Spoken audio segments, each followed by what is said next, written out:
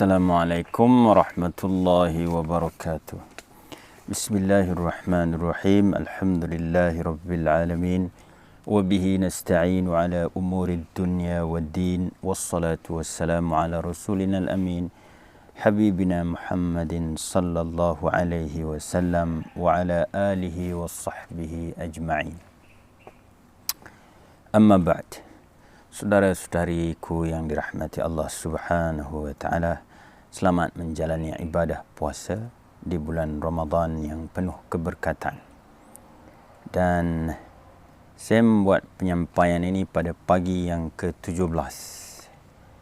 17 hari bulan Ramadan tahun 1441 Hijriah. Kalau tengok kalender, dia tulis itu cuti lah hari ni. Selain dari hari ni hari Minggu, cuti sempena nuzulul Quran. Nuzul means turun. Penurunan Al-Quranul Karim yang Allah turunkan pada bulan Ramadan. Yang dalilnya kita pun tahu dari surah Al-Baqarah ayat 185. Syahrul Ramadan alladhi unzila fihi Al-Quran. Bulan Ramadan diturunkan padanya Al-Quranul Karim.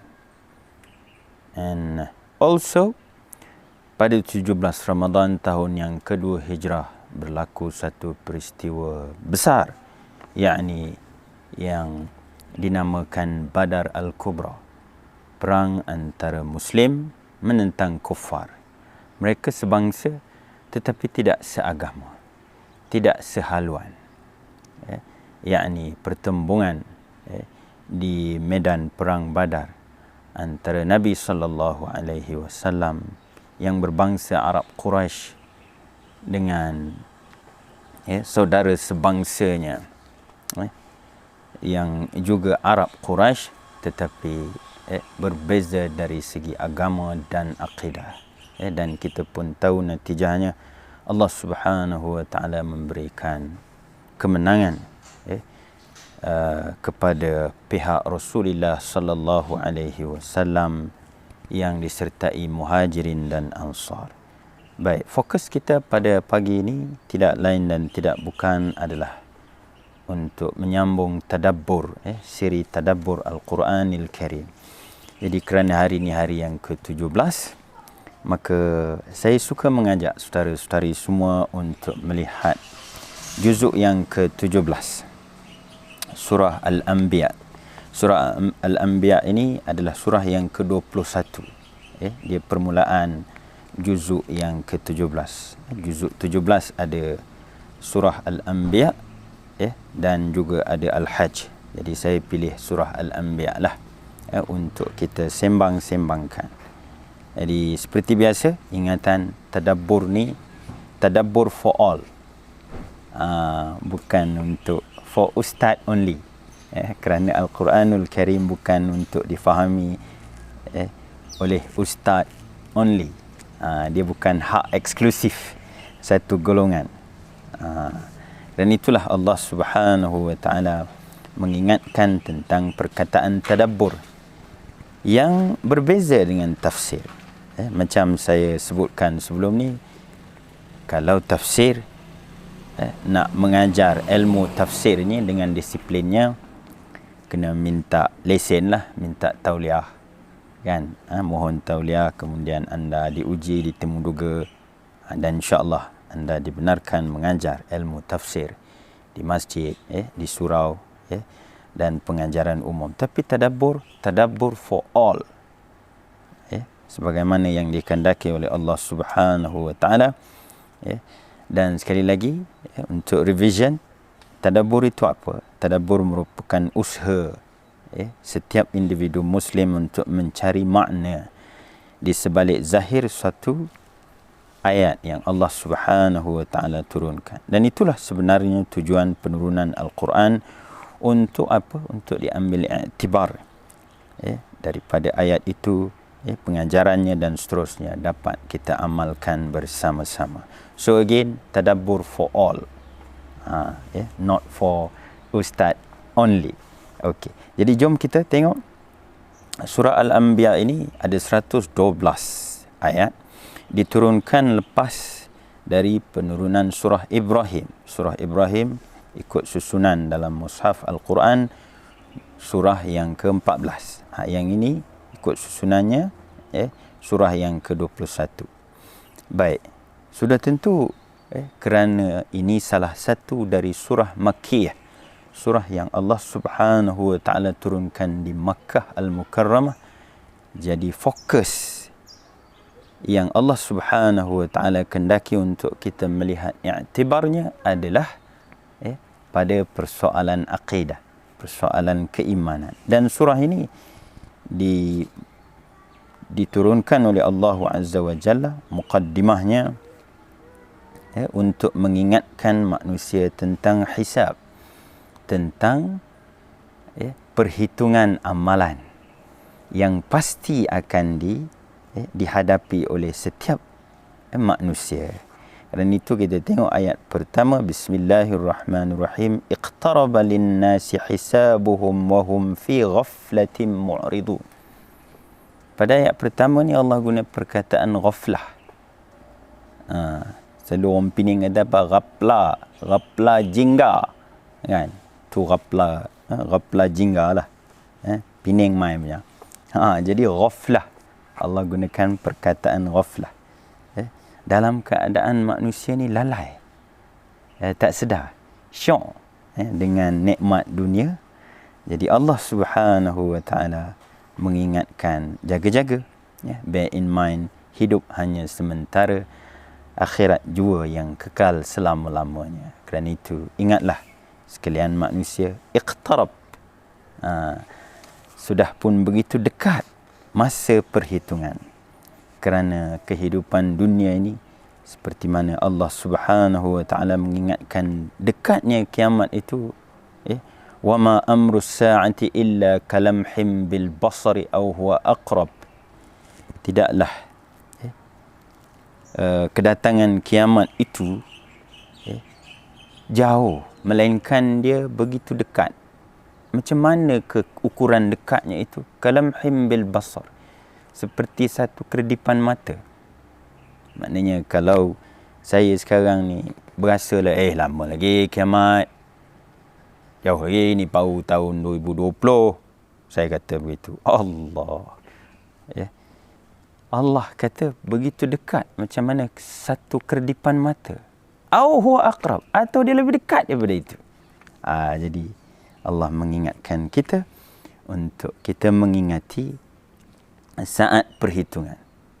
For every single action, kita akan dipersoalkan oleh Allah Subhanahu wa taala. Baik, begitu juga dalam surah ini, muslimin dan muslimat, saudara-saudariku yang dirahmati Allah Subhanahu wa taala, Allah ingatkan bahawa Allah jadikan langit dan bumi ini bukan sia-sia, bukan saja-saja, bukan untuk main, seronok, enjoy. Tengok pada ayat yang ke-16, وَمَا خَلَقْنَا السَّمَاءَ وَالْأَرْضَ وَمَا بَيْنَهُمَا لَاعِبِينَ. Dan tidaklah kami, yakni Allah, menjadikan langit dan bumi ini dan barang yang ada, yakni segala ciptaan, segala makhluk yang ada antara keduanya, yakni langit dan bumi itu, la'ibin, untuk main-main saja, just to kill the time. There's no such thing as killing time, man. Living in this world, semuanya ada kira-kiranya, ada perhitungannya. Dan kemudiannya, kerana nama, nanti anak cucu tanya kan, kenapa namanya Suratul Anbiya? Anbiya adalah kata jamak dari perkataan Nabi, Prophet. Jadi sudah tentulah kita tengok dalam surah Al-Anbiya ini, Allah Subhanahu wa taala mengajak kita untuk melihat sejarah kehidupan nabi-nabi sebelum dari kedatangan Rasul terakhir, kekasih kita, junjungan kita Muhammad ibni Abdullah sallallahu alaihi wasallam, dan penjelasan mengenai perjuangan perjalanan hidup, suka duka kehidupan para nabi dan rasul dalam surah Al-Anbiya ini diawali dengan cerita Nabi Musa alaihi salatu wassalam. Of course, bermula daripada surah Al-Baqarah tempoh hari, Allah dah mengajak kita untuk mengikuti kisah suka duka Nabi Musa. Again, dalam surah Al-Anbiya ini Allah Subhanahu wa taala ingatkan kita pada ayat 48 mengenai Nabi Musa alaihi salatu wassalam. Next, Nabi Ibrahim. Allah Subhanahu wa taala jelaskan mengenai suka duka Nabi Ibrahim yang menegur dengan penuh kasih sayang tindakan ayahnya mengukir patung-patung berhala, dan Nabi Ibrahim tidak putus asa untuk mengajak bapanya dan seluruh kaumnya beriman pada Allah Subhanahu wa taala. And here you go, Allah Subhanahu wa taala jelaskan pada kita kronologi dakwah Nabi Ibrahim, dipecahkannya patung-patung berhala itu, kemudian diajak mereka berfikir. Kita tengok dalam surah Al-Anbiya ini, bila Nabi Ibrahim dibawa ke pengadilan, ayat 61. Tengok tuan-tuan diharap buka Al-Quranul Karim mushaf, tengok ayat 61, 62, 63, di mana Allah Subhanahu wa taala berfirman, qalu fa'tu bihi ala a'yunin nas la'allahum yashhadun. Lalu mereka, yakni kaum Nabi Ibrahim pun berkata, bawa dia ke depan orang ramai, mudah-mudahan orang ramai akan menyaksikan pengadilan ni, yang selalu kita sebut court of public opinion. Apakah terjemahan daripada bahasa Jawa tadi? Mahkamah pendapat umum, begitu ya. Kita tengok. Jadi bawa dia ke pengadilan, biar semua orang tengok. Lalu bila dah dibawa ke pengadilan tu, maka orang pun tanya lagi, qalu a anta fa'alta hadha bi alihatina ya Ibrahim. Dalam salah satu daripada qiraat, cara bacaan tu, dia baca ya Ibrahim. Jadi kalau orang ada baca begitu dalam qiraat yang berbeza dengan cara bacaan kita, jangan kita sesatkan pula. Ngapa jadi Ibrahim pula ni? Memang ada cara bacaan yang begitu. Okey, baik.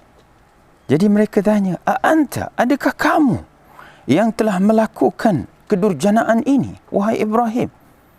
Artinya kamu ke yang memecahkan Tuhan-Tuhan kami ni? Lalu apa Ibrahim kata pada mereka untuk ajak mereka guna akal? Pakai akal akal ada. Okey, tengok. Qala bal fa'alahu kabiruhum hadha fas'aluhum in kanu yantiqun. Ibrahim kata, of course, takkanlah aku pula. Dah tentulah ni berhala yang paling besar ni yang buat. Kan kita tahu Nabi Ibrahim letak kapak dia tu, diletakkan di tangan patung berhala yang paling besar sekali. Tanyalah dia. Tanya. Kalau mereka boleh bercakap, dia tanya dia, suruh dia explain, suruh dia datangkan bukti. Kok ada CCTV gitu masa tu kan? Tak apalah juga. Sekarang ni dia nak ajak, yang kamu ukir, yang kamu bentuk ini, bolehkah dia bercakap? Bolehkah dia bagi tahu akulah yang membuatnya? Jadi begitulah kaedah Nabi Ibrahim alaihi salatu wassalam mengajak bapanya sendiri dan kaumnya untuk berfikir betapa jauhnya mereka tersesat dari jalan yang dikehendaki oleh Allah Subhanahu wa taala. Kemudian seterusnya Allah ceritakan pada kita tentang Nabi Lut alaihi salatu wassalam dan kaumnya. Kemudian seterusnya Nabi Nuh, tak lupa anak beranak Nabi Daud dan Nabi Sulaiman alaihi salatu wassalam. Dan seterusnya Nabi Ayub, yang kita tahu Allah Subhanahu wa taala uji dengan ujian yang berat, kehilangan harta benda, dan kemudian Allah uji dengan penyakit yang begitu dahsyat. Dan Nabi Ayub alaihi salatu wassalam, dia merintih sayu kepada Allah Subhanahu wa taala dalam ayat yang ke-83. Wa ayyuba idh nada rabbahu anni massani ad-durru wa anta arhamur rahimin. Dan Ayub ketika dia memanggil Tuhannya, yakni Allah Subhanahu wa taala, anni, ya Allah, sungguhnya aku, massani ad-durr, ditimpa kesusahan, dan engkaulah yang paling penyayang di kalangan orang-orang yang kasih. Dan Allah bagi tahu, fastajabna lahu, pada ayat seterusnya, fastajabna lahu fakashafna ma bihi min dhurri wa atainahu ahlahu wa mithlahum ma'ahum rahmatan min indina wa dhikra lil abidin. Maknanya kita faham hasil dari tadabbur kita dalam ayat yang ke-84 ni, yang mana Allah kata fastajabna lahu, kami istijabah, kami makbulkan, kami terima permohonan Ayub yang begitu ringkas tetapi padat, penuh dengan rintihan kepada Allah Subhanahu wa taala itu tadi. Baik, kemudian Allah seterusnya menjelaskan tentang Ismail, Idris, Zulkifli, dan kemudian saya yakin saudara-saudariku yang dirahmati Allah Subhanahu wa taala selalu berzikir dengan zikir la ilaha illa anta subhanaka inni kuntu minadh zalimin. Tengok dalam radio IKIM pun dia buat nasyid, la ilaha illa anta subhanaka inni kuntu minadh zalimin. Kan? Jadi mana kita dapat tu zikir tu? Inilah dia. Pada ayat yang ke-87 dan 88 dari surah Al-Anbiya ni kita jumpa zikir ni. Zikir yang dilantunkan oleh Nabi siapa? Nabi Yunus. Okey. Dan Allah tak gunakan nama tu by name Yunus, tapi Allah gunakan Dhannun. Kerana dia telah ditelan oleh ikan nun, yang kita panggil ikan nun tu kan, ikan paus lah ya. Adalah inilah berdasarkan dalilnya daripada ayat 87 dari surah Al-Anbiya. Jom kita baca. وَذَا النُّونِ إِذْ ذَهَبَ مُغَاضِبًا فَظَنَّ أَن لَّن نَّقْدِرَ عَلَيْهِ فَنَادَىٰ فِي الظُّلُمَاتِ أَن لَّا إِلَٰهَ إِلَّا أَنتَ سُبْحَانَكَ إِنِّي كُنتُ مِنَ الظَّالِمِينَ. Dan Dhannun, Dha ni atau Dhu ni pemilik, tuan empunya. Kenapa Allah nisbahkan nun tu kepunyaan Yunus? Kerana ikan nun tadi telah menelan, telah menjadikan Yunus ibnu Matta alaihi salatu wassalam berada di dalam perutnya dalam tempoh waktu yang ditetapkan, yang dikehendaki oleh Allah Subhanahu wa taala. Jadi Allah kata ketika dia pergi meninggalkan kaumnya dalam keadaan mughadiban, jengkel dia, kesal dia dengan penolakan kaumnya, Lalu apabila dia berada di perut ikan nun itu, apa kata Allah, fanada, dalam keadaan Ayub yang kita baca dari ayat 83 tadi, dia menyeru Allah di perbaringan, dalam keadaan kesakitan, menanggung kesakitan. Maka Yunus ibnu Matta alaihi salatu wassalam, dia menyeru fi dhulumat, kata Allah, dalam lapisan kegelapan. Yang Allah nyatakan 3 lapis kegelapan. Kita pun tak tahu di lautan mana ikan nun ni bawa Nabi Yunus ibnu Matta alaihi salatu wassalam, tapi di dasar laut yang diliputi kegelapan, lapisan kegelapan. Maka dia menyeru kepada Allah Azza wa Jalla. Apa seruannya? La ilaha illa ant, tiada Tuhan melainkan Engkau ya Allah. Subhanak, maha suci Engkau ya Allah. Inni, sungguhnya aku dari kalangan orang-orang yang zalim. Apalah kita ni nak compare dengan Yunus ibnu Matta, kan? Sayalah dosa menggunung tinggi, kan? Jadi sebelum mati ni, mudah-mudahan saya dapat memperbanyakkan zikir ni. La ilaha illa anta subhanaka inni kuntu minaz zalimin. Maka kemudian Allah bagi tahu natijah dari seruan Yunus ibnu Matta dari dalam dasar laut, dengan 3 lapisan kegelapan tadi. Fastajabna lahu wa najjaynahu minal gham wa kadzalika nunjil mu'minin. Maka kami istijab, kami terima, perkenankan permohonan hamba kami Yunus ibnu Matta, dan kami selamatkan dia, dan demikianlah kami menyelamatkan orang-orang yang beriman. Seterusnya Allah jelaskan mengenai Nabi Zakaria yang minta waris, dan Allah pun tunaikan permohonan Nabi Zakaria.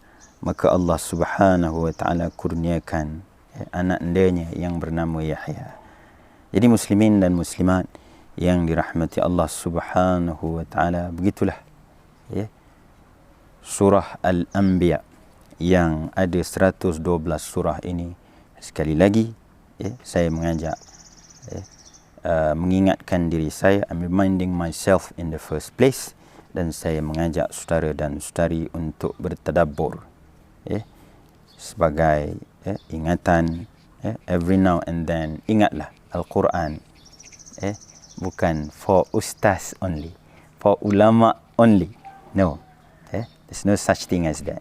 Tapi for all, untuk sekalian muslimin dan muslimat berkongsi, sama-sama bertadabbur, melihat maksud daripada penurunan setiap ayat dalam Al-Quran itu, untuk kita ambil i'tibar pengajarannya, dan kemudian dapat kita laksanakan dalam kehidupan seharian kita. Jadi selamat meneruskan ibadah di bulan yang penuh keberkatan. Selamat menyambut ketibaan Lailatul Qadar. Semoga Allah Subhanahu wa taala memberkati kita semua. Sekian dulu, ketemu lagi di lain masa insya-Allah. Wabillahi taufiq wal hidayah.